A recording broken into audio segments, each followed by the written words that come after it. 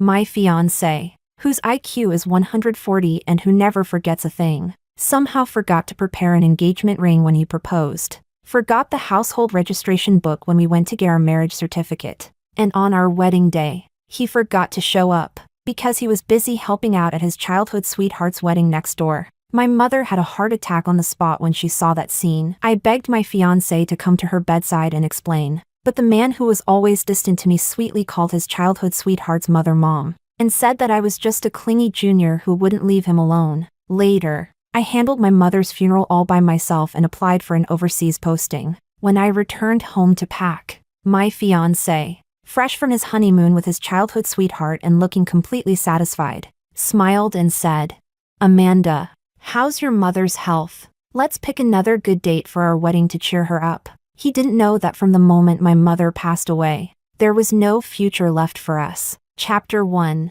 I took out all my winter clothes, carefully folding them into the suitcase. Suddenly, the door opened, and someone tiptoed inside. A pair of large, cold hands wrapped around me from behind, his icy fingers covering my eyelids. "Guess who I am?" He lowered his voice on purpose, that magnetic tone deep and teasing, just like every time he came back from a business trip and played around with me. The old me would have laughed and said, "Of course, it's my handsome man," then gently warmed his cold hands. But now, that sweetness was gone. I no longer had the heart to play along. I pulled his hands away and kept folding my clothes silently. My boyfriend, Angelo, froze for a moment, his cold fingers clenched into fists, his gaze dropping as he pitifully asked, like a drenched puppy, "Amanda, what's wrong? Hasn't our Cold War lasted long enough? You suddenly crashed the wedding that day, and I had to explain everything to the guests for ages."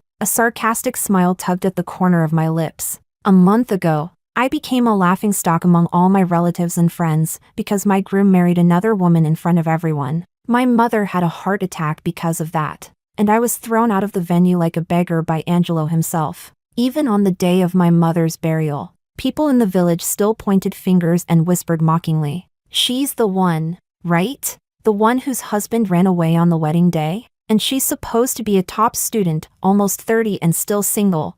So shameful. I heard she drove her own mother to death. We always said daughters are useless, they can't even take care of their parents.'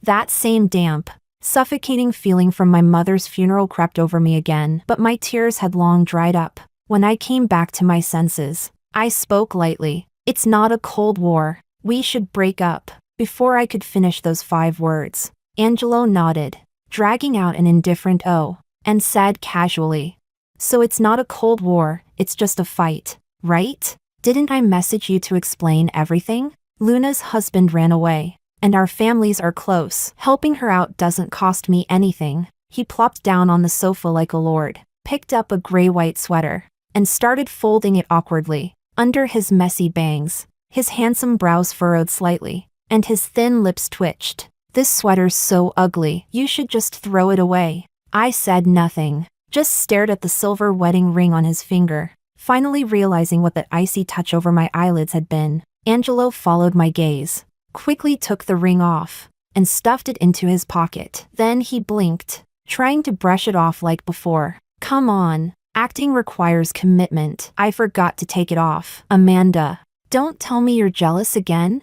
I wasn't jealous at all. I just suddenly remembered. When he proposed to me at the dinner table, he didn't even have a ring prepared. He said he'd forgotten, and that he didn't like the feeling of being bound by jewelry. He promised to buy me a custom DR ring for the wedding. But in the end, that custom ring fit perfectly on Luna's finger, and the man who hated the feeling of being bound wore his wedding band joyfully, unwilling to take it off. Jealous?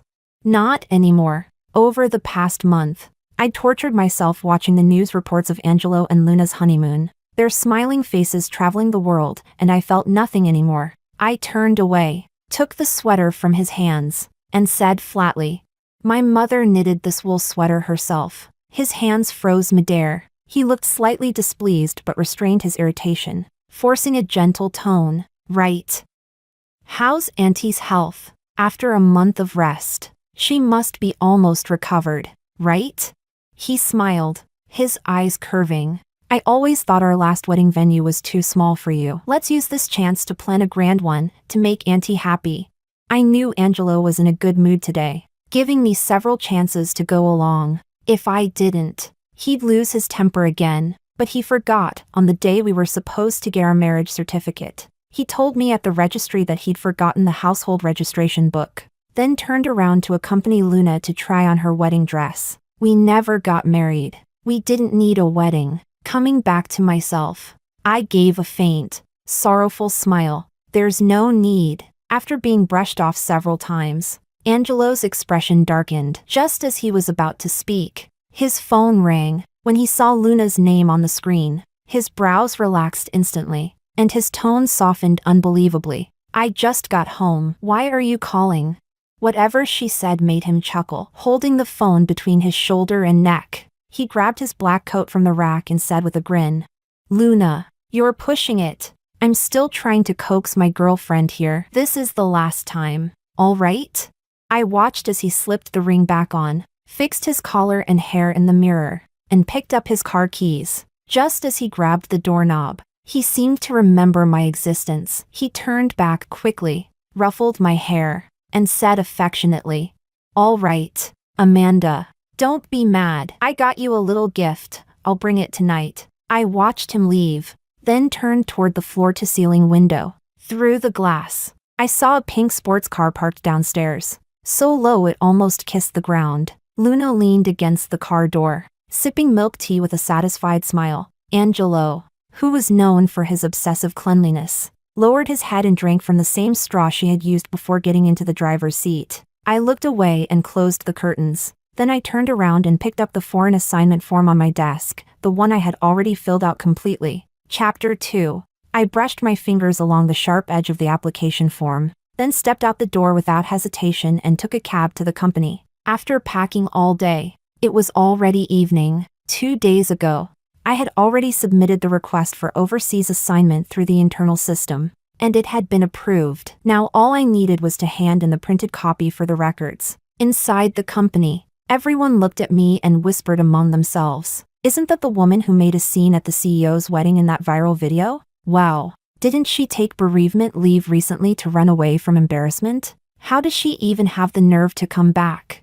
I bet she's here to resign. She's been stuck at this company for 10 years. Still just a team leader. I heard she applied for promotion 5 times and got rejected every single time. Pathetic. Those cutting remarks used to sting and drag me down into depression. But now I felt nothing. After all, during the days I was arranging my mother's funeral, I had heard more than enough of that kind of mockery. Without glancing sideways, I knocked on the door of my supervisor Roxana's office. Come in. Roxana glanced at the form in my hand and nodded approvingly. Amanda, when you told me the other day that you wanted to go abroad, I didn't believe you. Before, when I offered you overseas assignments, you said you couldn't bear to leave your boyfriend and didn't want a long-distance relationship. But this time, you sure made up your mind. Headquarters will send people tomorrow to inspect the overseas project situation. Come to the office again tomorrow to show your face. Then you can go. You know, we started as interns at the same time. You were more capable than me and helped me a lot. I'm glad you've finally figured things out. I lowered my gaze. Yes, maybe it was bad luck. All the other interns from my batch had become executives, and only I had remained in the same place. When I walked out of the company, I looked back at the skyscraper I had dedicated 10 years of my life to. In these 10 years, Angelo's family business had grown stronger and stronger. Even the branch offices now rose high into the clouds. So why did our relationship collapse so completely? My story with Angelo had always been the cliché of the rich young master and the poor Cinderella. My father passed away early, and my mother raised me alone. Back then, besides attending classes, I spent every spare minute working part-time, tutoring, doing odd jobs, to make ends meet. Until one day, a girl not only refused to pay for her tutoring but also brought her roommate to block my way, demanding all the money I had. Just when I thought everything was hopeless, Angelo appeared with his bodyguards, pulled me up from the ground, and said he wanted to treat me to dinner. Blushing, he said he was bad at studying and was afraid of failing his exams, asking me to tutor him before finals. I knew very well he didn't need tutoring. It was just an excuse to help me. I was drawn to his effortless confidence, that natural brightness of someone who had never experienced hardship. The day he confessed, he held my hand and proudly announced to everyone on campus, "This is my straight-A girlfriend, the school beauty." When we graduated, I gave up the chance to study abroad on a government scholarship. When I started working, I turned down a $1,000,000 annual salary offer from a top international company. All I wanted was to stay by Angelo's side, dreaming of a simple life, marriage, children, growing old together, until a year ago, when Angelo's childhood sweetheart, Luna, returned from overseas, and everything changed. That day, Angelo abandoned me for the first time, even though I was sick, just to go to the airport to pick her up. That night, at her welcome party, he got drunk and refused to leave, clinging to Luna's hand, eyes red as he pleaded, "Luna, please, don't leave me again, okay?" From that moment on, we fought constantly because of her. I wanted him to have some boundaries, but he accused me of being controlling, of not even letting him have friends. He even mocked me, saying that since he'd known Luna since childhood, I was the one who came between them. Then, 2 months ago, the day Luna sent him her wedding invitation, after rejecting my hints about marriage 99 times, Angelo suddenly put a piece of rib into my bowl and muttered, "Amanda, maybe we should get married too." I shook my head, brushing away the memories. My shadow stretched long and lonely under the setting sun. In this world, I had no family left. After walking a few steps, the sky had already turned dark. I was about to pull out my phone to call a cab when I heard a familiar, playful voice behind me. "Luna, hold on tight. If you fall, I'm not taking responsibility."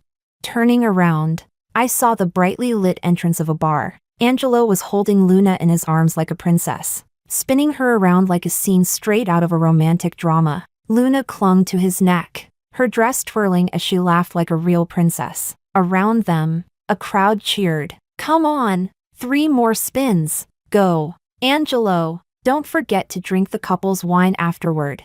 "Luna's so beautiful. I still remember when we played pretend weddings as kids, Angelo beat us all up just to be her prince. Looks like the prince and princess really did end up together." With a smug smile, Angelo gently set the dizzy Luna down as though she were fragile porcelain. Then he took a glass from someone nearby, linked arms with Luna, and drank. Cheers erupted all around. "Kiss! Kiss!" Angelo froze for a moment, not moving. Luna laughed and tried to defend him. "Didn't we say that was the last event? The games have gone on long enough. Everyone should head home." But the next second, Angelo wrapped an arm around her waist and kissed her. His eyes stayed open, clear and soft, yet filled with a deep possessiveness. The next moment, he pulled away, pressing a hand to his head and pretending to be drunk. "I'm going home, my head hurts." I saw every bit of his care, his tenderness toward Luna, all the affection he had once given me now directed at her, and I watched as he staggered, took out his phone, and dialed a number. Then my own phone started ringing, across the street, several meters away. Angelo froze when he heard the ringtone. The moment our eyes met, he straightened up instantly. Chapter 3. Everyone around looked at us in confusion and asked Angelo, "Angelo, who's this pretty girl?"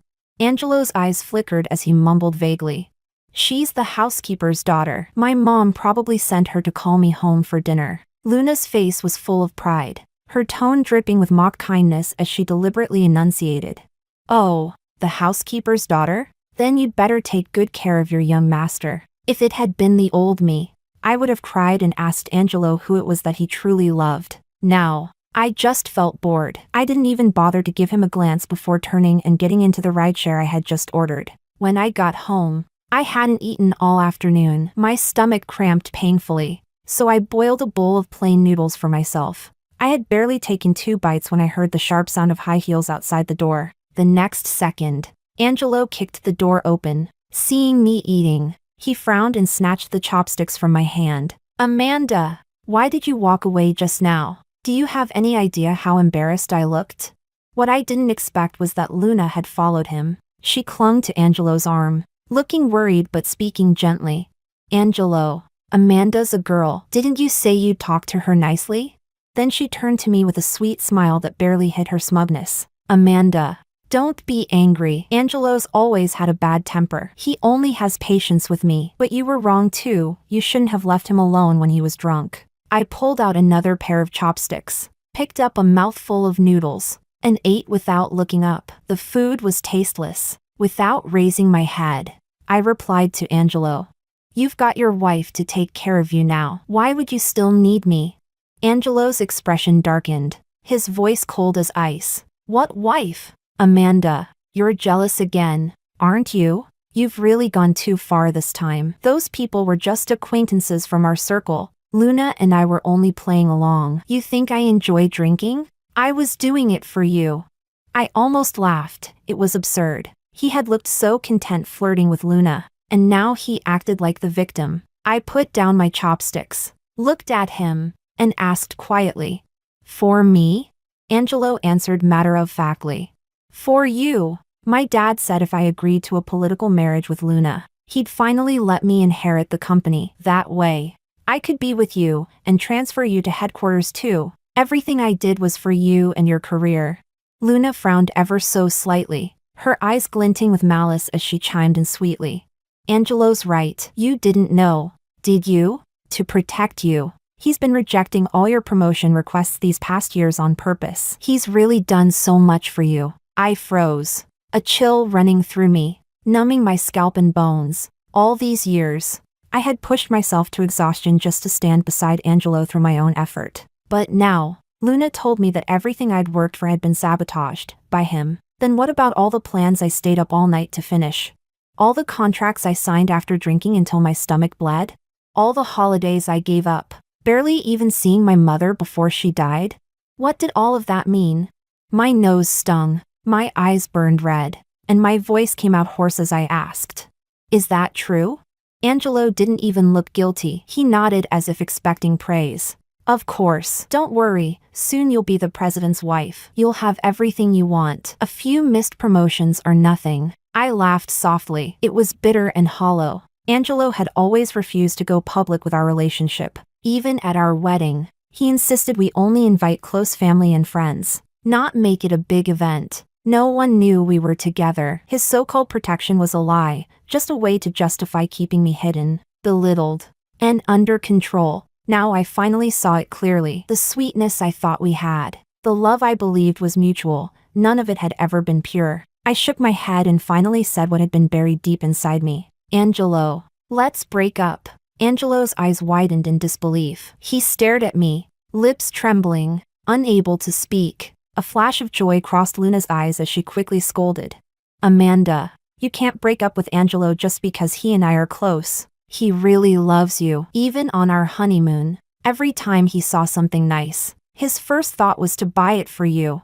Still bringing up their honeymoon just to hurt me, Luna really was disgusting. With someone backing him up, Angelo regained his temper, his handsome face turning cold as marble. Amanda, are you done? Do you really think you can manipulate me like this? Break up? Do you even have the right to say that to me? For 10 years, you've eaten my food, used my money, and worked at the company I gave you. What more do you want?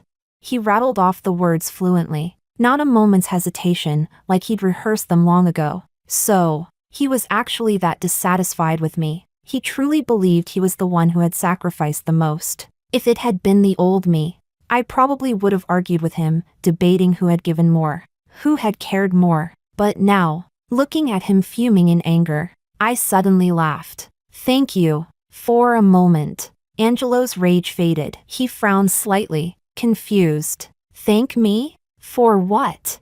I kept smiling faintly, my tone calm. Thank you for letting me see what I am in your eyes, a pitiful parasite who can't survive without you. After saying that, I carried the empty bowl and chopsticks into the kitchen, turned on the tap, and quietly washed them clean. When I came back out, Angelo was still standing where he was, motionless. Luna handed him a glass of honey water and said softly, Angelo, drink some honey water to sober up. You used to love it. For the first time, Angelo seemed absent-minded. He set the glass down on the table, his face flushed red. After a long silence, he finally muttered, I didn't mean it that way. I ignored him, turned around, and grabbed the suitcase I had already packed. The moment I stepped out the door, I heard a crash behind me. A glass hurled hard against the doorframe, shattering instantly. Sticky honey water splattered all over my clothes. Then came another crash, a box hitting the ground. 2 ceramic rings rolled out of it, cracked and broken. Chapter 4. I looked down at the ceramic rings by my feet, puzzled. Behind me, Angelo shouted in grievance. These are the rings I made for you overseas. I was thinking about you the whole time. Amanda, why are you being so unreasonable? Running away from home like this? I almost laughed. What was going through his mind? The inner band of the rings was engraved with the capital letters of Angelo and Luna, clearly a pair of couples rings made for the two of them. Yet he had the nerve to say they were made especially for me. Without stopping again, I dragged my suitcase away and found a random hotel to stay in for the night. After all, I was leaving this city tomorrow. The next morning, after washing up, I headed to the company, but the moment I walked in, I was greeted by a chorus of praise. Wow, you two look so good together. Even wearing matching outfits, you're killing us with the cuteness. I'm a fan of your couple pairing too. Can I take a photo? Right there, in the middle of the lobby, Angelo and Luna stood arm in arm, basking in admiration, while Roxana stood to the side, smiling awkwardly. So they were the so-called representatives from headquarters. When Roxana saw me, she quickly introduced. Amanda, this is Mr. Angelo, our CEO from headquarters. And Ms. Luna, the deputy director. They're here to inspect the overseas assignment program. Angelo deliberately turned his head away, his lips, which had been smiling moments ago, flattening into a cold line. He asked indifferently, who are the employees assigned for the overseas positions this time? Roxana pulled up the list and smiled.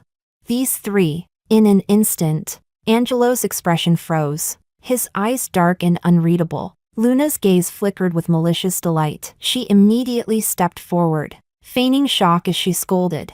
How could you people handle things like this? Don't you know it's strictly forbidden in our company to send married or pregnant women on overseas assignments? Both the applicant and the approver must be punished. Roxana looked confused, replying in a panic. There's no married employee on this list. Angelo's expression turned cold as he pointed at me. Didn't she apply for marriage leave recently? Roxana sighed softly and answered honestly.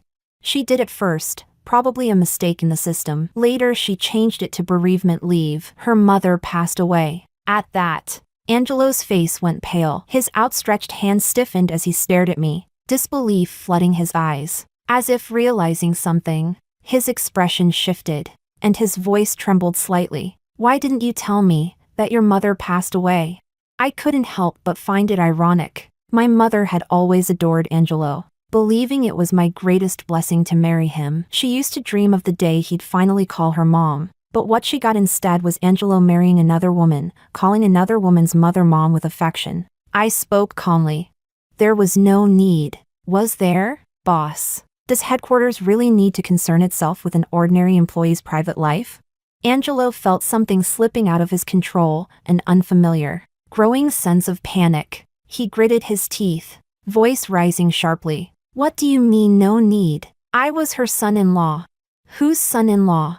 The company doors swung open just then. A middle-aged man entered, the fine lines at the corners of his eyes adding to the natural authority in his expression. It was Angelo's father, Mario, the chairman and head of the group. Everyone froze for a second, then quickly greeted in unison.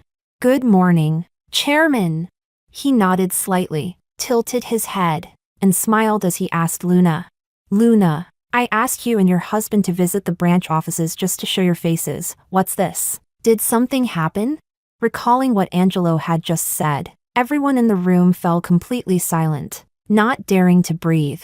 Luna's face alternated between pale and flushed. Tears welled up in her eyes as she forced a smile. Angelo's brother is Amanda's husband. When Angelo heard that Amanda was being sent overseas, he just wanted to stand up for his brother. Under the chairman's sharp, penetrating gaze, Angelo pressed his lips together, remaining silent, fists clenched tightly at his sides. The chairman's brows furrowed, his tone turning harsh. Who dares violate company policy? I'd like to see who has the guts to do that.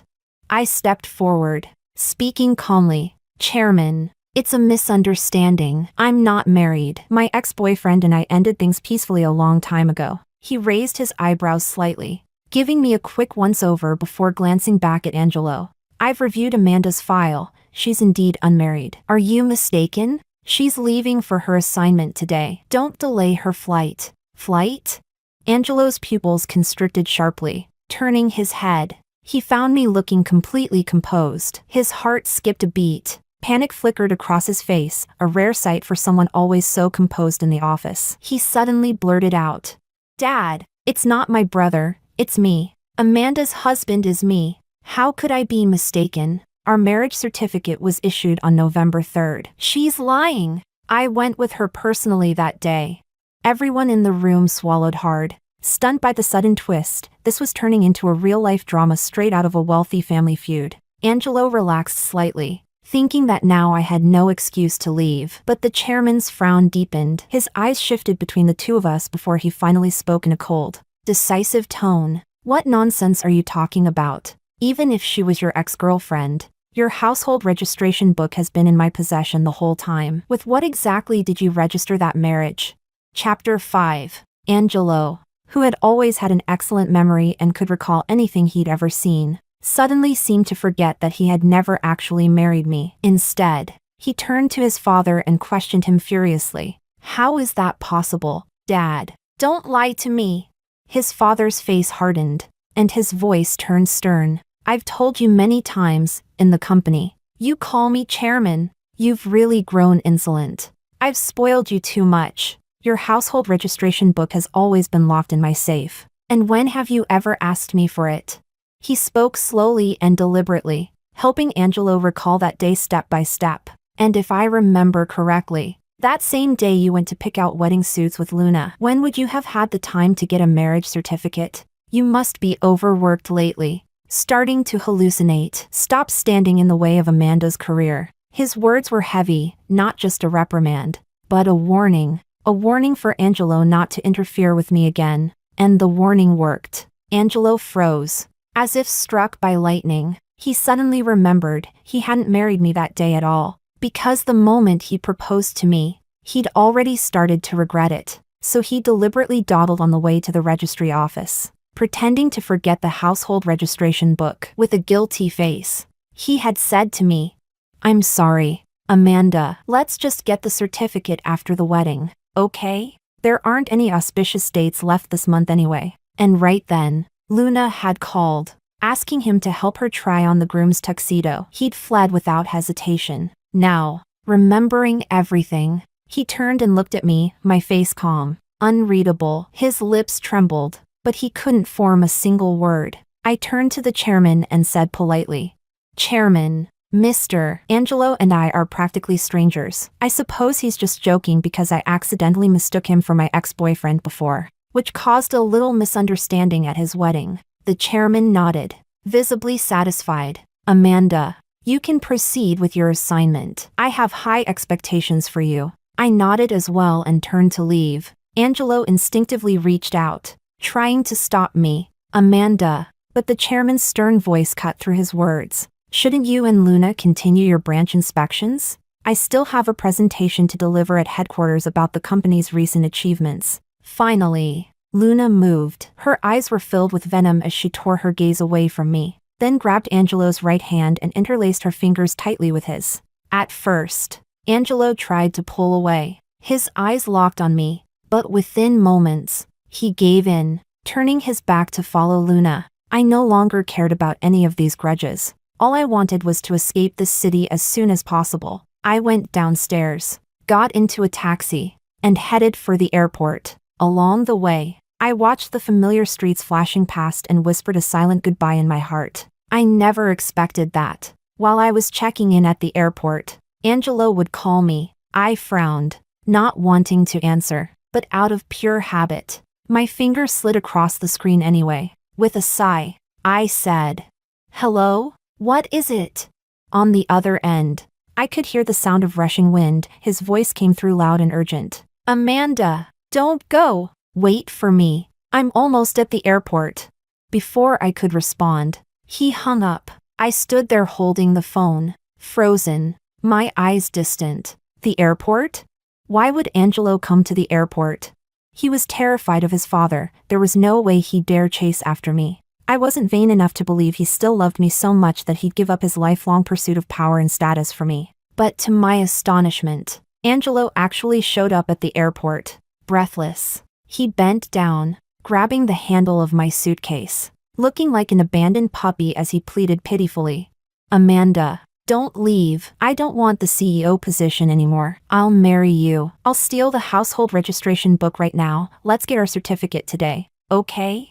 Chapter 6. I knew that although Angelo was 30, he had been so overprotected by his family that he still behaved like a child, believing that as long as he put on a pitiful face and apologized, the whole world should forgive him. The old me found his immaturity endearing. I hoped he would always remain carefree, untroubled by the world. But now, I was utterly disappointed. He hadn't chased after me because he loved me, but because he feared losing the obedient, well-behaved toy that always soothed his ego. But the world doesn't revolve around his whims. It was time he finally grew up. Looking at Angelo, my gaze was calm and unwavering. Go back. Angelo, stop joking. You've worked for 10 years for your inheritance. It's finally within reach. Can you really just throw it away? The rush of adrenaline that had driven him to the airport began to fade. His grip on my suitcase tightened again. His lips pressed together stubbornly as he said quietly, Amanda, please don't go overseas. As long as you stay in the city, I'll do whatever you want. Do you remember what I told you? Why our company doesn't allow overseas assignments? When I was just a baby, my mom, a career-driven woman, chose to expand our business abroad. She was gone for 5 years. When she came back, she was holding a 3-year-old boy in her arms, with a blonde, blue-eyed man beside her. From that day on, my father lost his mind. He became paranoid and possessive. He couldn't stand betrayal. The reason I resisted marrying you wasn't because I didn't love you. It's because I was afraid. Afraid that one day, when you stopped loving me, I'd become just like him. His words were unexpectedly honest, raw and unguarded. I knew this was the deepest fear he carried in his heart. The truth, however, was even darker. His mother had been worse than he described. To take half of the Jiang family's fortune, she had even kidnapped Angelo as leverage. Though he was rescued, he had fallen seriously ill afterward. The trauma of abandonment had haunted him his whole life, turning into the nightmare that shaped who he was. So I had endured, protecting his fragile heart, hoping he would one day believe in my love. But the truth was, this man who claimed to fear marriage had no problem accepting his wedding with Luna. He had smiled sweetly throughout their honeymoon. Perhaps he himself didn't realize it. His attachment and trust toward his childhood sweetheart ran far deeper than he knew. After 10 years of love, I only wished for a peaceful ending. My tone remained gentle. Angelo, I think Luna truly loves you. You don't need to hide your feelings anymore. I wish you both happiness, and may your love last a lifetime. Angelo grew flustered, insisting desperately, No, it's not like that. I only see her as a sister. She's the one who saved me from my mother back then. I admit, I might have liked her a little once, but just a little. The one I truly love is you. Amanda, please don't leave me. His voice cracked, turning hoarse and trembling as he spoke, close to tears. I found it absurd. Even now, he was still playing the ostrich, burying his head in the sand, thinking that denial could change reality. In his heart, his inheritance mattered more than me. His father's approval mattered more than me. Luna mattered more than me. Even his nights drinking with friends mattered more than me. He and I had long been drifting apart. And yet, he still claimed to love me. As the tension hung between us, a group of black-suited bodyguards suddenly entered the terminal. His father had arrived, with Luna at his side. The moment Angelo saw his father's stern face, fear flashed through his eyes. He immediately released the suitcase handle. I couldn't help but scoff inwardly. Yes, this was the Angelo I knew, a child who would never grow up. Before his father even spoke, Angelo swallowed hard and instinctively took a few steps away from me. But as he turned back, his expression shifted. His gaze locked onto mine. And for once, there was a flicker of determination. Amanda, I'll wait for you. The assignment is only for 3 years. I'll be here, waiting. Chapter 7. I could only find it ironic. He didn't even deserve a glance from me. Who needed his promise to wait? He hadn't even noticed that I'd already emptied the house of every trace of myself. Every photograph, every belonging, every mark of my presence was long gone. My home had disappeared the day my mother died. Turning away, I boarded the plane without looking back. After landing, I went out to eat with a female colleague who had come to pick me up. Her name was Lily. She had been sent overseas a year before me, and we had met briefly back at headquarters. As soon as she saw me, she patted my shoulder excitedly. "Amanda, you're finally here. Our boss has been trying to recruit you forever. I knew you didn't want to work abroad, so I didn't push, but if I'd known you were coming, I'd have called you right away."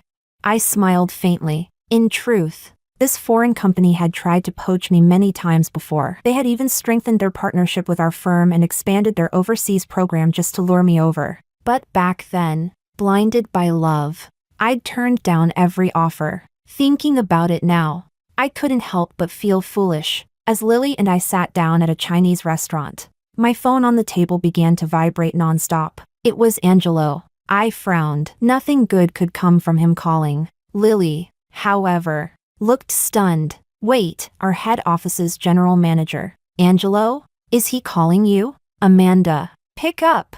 With no choice, I answered. On the other end, Angelo's usually composed voice was trembling violently. "Amanda, where are your things? Everything of yours is gone. Didn't you say you'd be with me forever? Why didn't you keep your word?" His voice was so loud, almost hysterical, that I had to hold the phone away from my ear. Across from me, Lily dropped her knife and fork with a clatter, staring at me wide-eyed in shock. I spoke coldly. "Angelo, from the moment my mother died, there's been nothing between us." Then I hung up. After a moment's thought, I blocked his number. When I looked up again, Lily was staring at me, clearly wanting to say something but hesitating. "What's wrong?" I asked. Lily stammered. "Amanda, the boyfriend you always mentioned, is it Angelo? Because someone in our company group chat sent me a video." I understood immediately. Everyone in the company knew I had been with someone for 10 years, but no one knew who he was. Some even assumed I'd made him up. And of course, the video of me barging into Angelo and Luna's wedding, begging him to visit my dying mother, had been shared company-wide as entertainment. Now, in front of Lily, I didn't bother pretending. "Yes," I said calmly. "We were together, but it wasn't right. So we broke up." Lily's face softened with sympathy. She patted my shoulder again. "Oh, Amanda, don't be too sad. Ordinary women like us can't compete with those rich heiresses. I'll introduce you to a good, down-to-earth guy next time." I couldn't help but laugh, shaking my head. Once I started my new job, I felt lighter than ever. No one schemed against me. No one tried to undermine me. For the first time, my efforts were rewarded fairly. Within a month, I was promoted to a senior executive position, something I had failed to achieve in 10 years back home, despite 5 promotion applications. Meanwhile, Angelo kept appearing in the news, always with Luna by his side, attending banquets and events as a glamorous couple, showered with praise, a perfect match. People said, perhaps Angelo had finally figured it out, that Luna was the true love buried deep in his heart. That was fine by me. Now, whenever I saw their affectionate photos, my heart was utterly still. No pain, no bitterness, just peace. In the blink of an eye, 3 years passed. It was time for me to return home for my reassessment. Chapter 8. I never expected it, but when I landed, it was Angelo and Luna who came to pick me up. Angelo stood there in sunglasses, his face full of arrogance. The moment he saw me, he turned on his heel and walked away. Luna, on the other hand, wore her usual mask of gentle hypocrisy, her words sharp beneath the silk. "Amanda, it looks like your life abroad has treated you better than back home. You've even put on some weight, must be enjoying yourself too much to come back." Huh? Since they came on behalf of headquarters, I couldn't refuse. I followed them quietly. I unconsciously rested a hand on my stomach, 3 months pregnant. Though my winter coat hid it well, not fat. I thought to myself, out loud.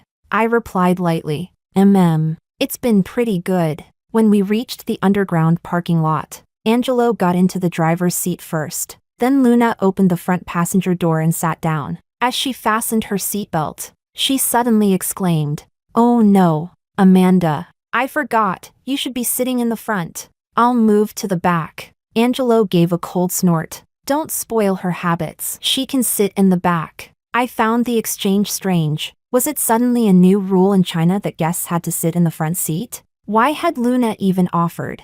But since Angelo had spoken, I simply nodded and got into the back. Angelo's grip on the steering wheel tightened so hard his knuckles turned white. His eyes darkened as he gritted out, "Amanda, didn't you once say the front seat is for girlfriends only? You used to hate when anyone else sat there." I blinked, confused. Well, Luna's your wife. Of course she should sit in the front." Angelo's face grew even darker. He said nothing, driving in heavy silence. The tension filled the car like suffocating smoke. To break it, I took out my phone and quickly messaged my husband to let him know I'd landed safely, just in case he worried. Yes, my husband, during these 3 years abroad. Through Lily's introduction, I met Dominic, a colleague from the same company. Like me, he had lost his entire family. Neither of us had any ties left back home. Maybe it was shared loneliness, maybe mutual understanding, but we connected instantly, endlessly talking about everything. A year later, we got married. By the time I returned home, I was 3 months pregnant. Dominic had work to finish overseas, so I told him not to come. From the rearview mirror, I noticed Angelo watching me as I smiled down at my phone. His jaw clenched so hard I could hear the faint grind of teeth. Then, clearing his throat, he said stiffly, "Amanda, aren't you going to ask how I've been?" Before I could answer, he continued himself. "Last month my father retired and handed me full control of the company. It's mine now." So this was a flex. He was trying to compete with me, to show who was living the better life. My phone buzzed again with a new message. "I'm just glad you landed safely. My love, how's our baby doing today? I'll come to you as soon as I finish my work." It was followed by a cute bear emoji making a heart. I couldn't help smiling and replied with a heart emoji of my own. In good spirits, I said casually to Angelo, "Congratulations."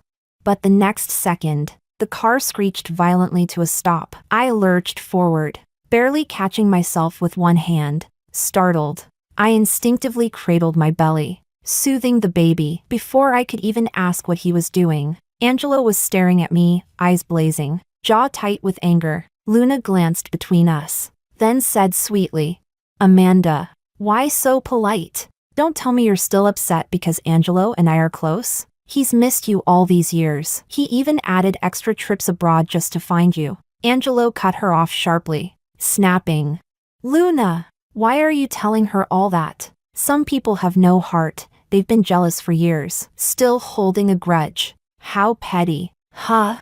Jealous? Me?" I was stunned. Before I could even respond, Luna seized the opening, smiling as she asked, "Amanda, you look even prettier now. I bet you were quite popular abroad, right?" I answered vaguely, "It was fine. I'm married now." Beep. The car horn blared, loud and piercing, as Angelo slammed his fist against it. He turned toward me, eyes bloodshot, his voice hoarse. "What did you say?" Chapter 9. I met his gaze and said calmly, "I'm already married. I got married abroad." Luna's eyes lit up, the corners of her lips curling upward in an unmistakably gloating smile. "Amanda, everyone knows how much you used to love Angelo. You shouldn't joke about something as serious as marriage." Angelo, however, tilted his head slightly, a faint smirk appearing on his face. "Amanda, I didn't expect that 3 years overseas would teach you how to lie. Anyway, since you're back, don't leave again. All those promises I once made, I can finally make them come true now." I didn't even know what to say anymore. If he didn't believe me, then so be it. Talking sense to someone as stubborn as Angelo was nothing but a waste of breath and of life. When I arrived at the company, I quickly presented my report on the results of my overseas assignment. Taking advantage of the moment when Angelo and Luna went to a meeting, I went straight to the HR department. Then, I handed in my resignation. The HR officer stared at me in shock. After all, everyone who returned from an overseas assignment had become an executive and stayed on. completely content. This was the first time he had seen someone come back and immediately resign. He stammered, All right. I'll submit this for you. You should get an answer within 3 working days. I gave him a faint smile. Then I left and took a taxi to my mother's grave. That was, after all, the real reason I had returned. Along the way, the villagers still whispered and pointed. Hey, look who's back. She disappeared for 3 years. What? Did they finally release her? Don't talk nonsense. Her husband said she went abroad for work, doing great things out there. Husband? Who were they talking about? I didn't pay attention. Villagers always liked to mix gossip with imagination. When I arrived at my mother's grave, I was surprised to see the tombstone spotless, as if someone had been cleaning it regularly. I didn't think much of it. I knelt down, laid a bouquet of fresh flowers, and lit 3 sticks of incense. After bowing several times, I stood and gently touched the gravestone. Mom, I murmured, your daughter hasn't come to see you in 3 years. Did you miss me?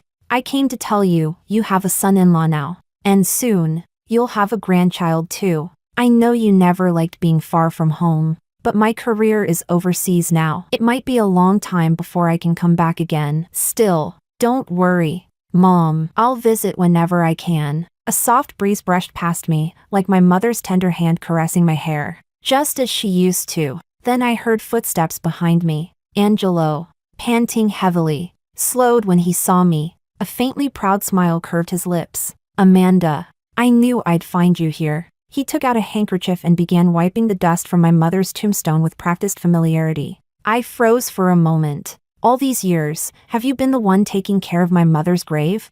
Angelo lowered his eyes, his long lashes hiding his expression. His voice was soft. I heard from the villagers about what happened to your mother. I'm sorry. I know you suffered. It's normal that you wanted to run away from me. I almost laughed. Run away from him? He was giving himself far too much credit. I said calmly, Thank you, but I didn't leave because of you. I left for myself, for my youth, for my own efforts. Suddenly, Angelo pulled me into his arms, holding me tightly, his voice muffled against my hair. You're still so stubborn. Don't worry, I'm in charge of the company now. Luna and I are heading toward a scripted divorce. When it's done, I'll marry you first thing. I'll make it public this time. I stared at him, incredulous. Was there something wrong with his brain? We hadn't spoken in 3 years. How could he possibly still think we were together? I pushed him away immediately, terrified of hurting the baby. But Angelo, oblivious to everything, grabbed my wrist again before I could speak. Amanda, I've arranged a celebration banquet for you at the branch office. Come with me now. All the way there, he kept talking to himself, not giving me a chance to reply. When we arrived, I was stunned. The lobby had been decorated with ribbons and banners reading Welcome Back. Amanda. Luna, however, didn't look pleased. Her face was stiff, but when she saw Angelo, she forced a smile and pushed through the crowd. Angelo, you're finally here. Everyone's been waiting for you. The same coworkers who once mocked me or made my life miserable now lowered their heads, or pretended nothing had ever happened. Some even piled on the praise. Amanda, I always knew you were talented. See? I was right. Amanda, do you remember me? I used to be on your team. Back then, I said our leader would definitely go far someday. Angelo smiled faintly, clearly satisfied.